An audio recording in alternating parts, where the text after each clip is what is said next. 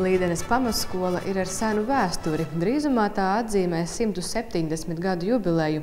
Šī nelielā lauku skola ir spējusi iet laikam līdzi, un to dara arī tagad, eksperimentējot ar mācību metodēm. Un ar panākumiem PISA pētījumos Blīdenes pamatskola uzrāda labus rezultātus. Viens no mācību eksperimentiem ir priekšmetu savienošana. Vienreiz nedēļā skolotāji vienu mācību stundu pasniedz kopā, apvienojot mācāmo vielu.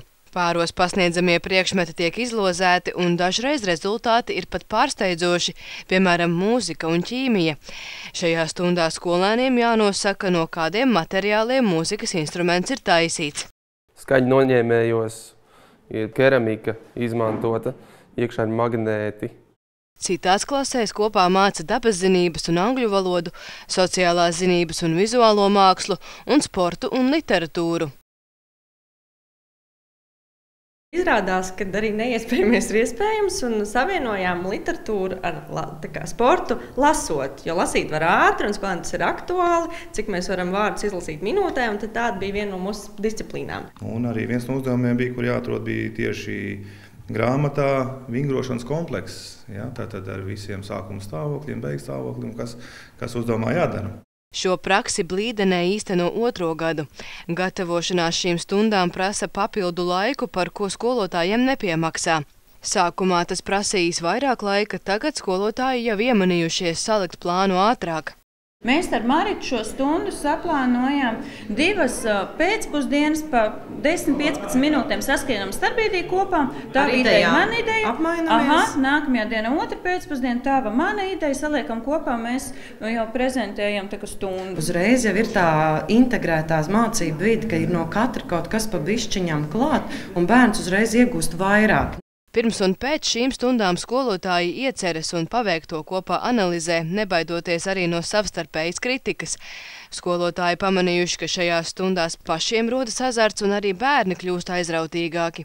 Blīdenes pamatskolā regulāri pēcpusdienās notiek erudīcijas spēles ar kaimiņu skolām, savukārt no rītiem atvēlēts laiks sarunām starp klases audzinātāju un bērniem. Tās ir sarunas par lietām, kas veicina sirds izglītību, līdzjūtību, garīgumu. Tad mēs, protams, runājam par politiku, par sportu, par mūziku, par literatūru, par to, kas ir aktuāls pasaulē noticies. Vienīgais, ko nedrīkst lasīt, tā ir morāli. Pamatskola nav liela, tajā mācās 99 bērni. Tas arī ir trumpis, jo skolā var ar katru bērnu strādāt individuāli un celt viņu pašapziņu, izceļot katra sasniegumus.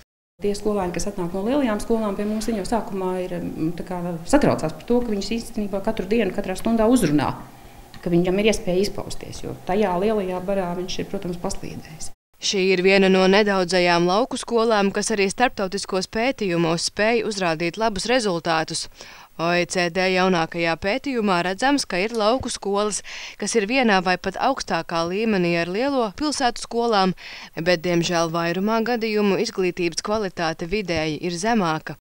Arī ir tendence šajos OECD PISA pētījumu ciklos, kur ir ik pēc 3 gadiem, ka šī starpība tomēr ir drusku pieauga.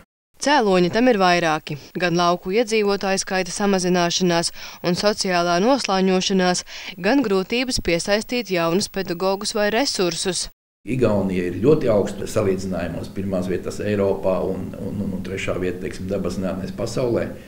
Un šobrīd viņu skaidrojums, galvenais punkts skaidrojumā, kāpēc tā varētu būt, ir tas, ka viņi ir šo skolu tīklu tomēr optimizējuši, sakārtojuši. Ja mēs turpinām uzturēt mazās lauku skolas, arī pārējās skolās mēs skolotājiem atalgojumu nevaram palielināt, un tā ir milzīga problēma, jo skolotājs var kompensēt gan nabadzības riskus, gan citas lietas, un pasaulē ir pierādījums, ir iespējams, mums tas skolotājs tur ir jādabā un jānotur.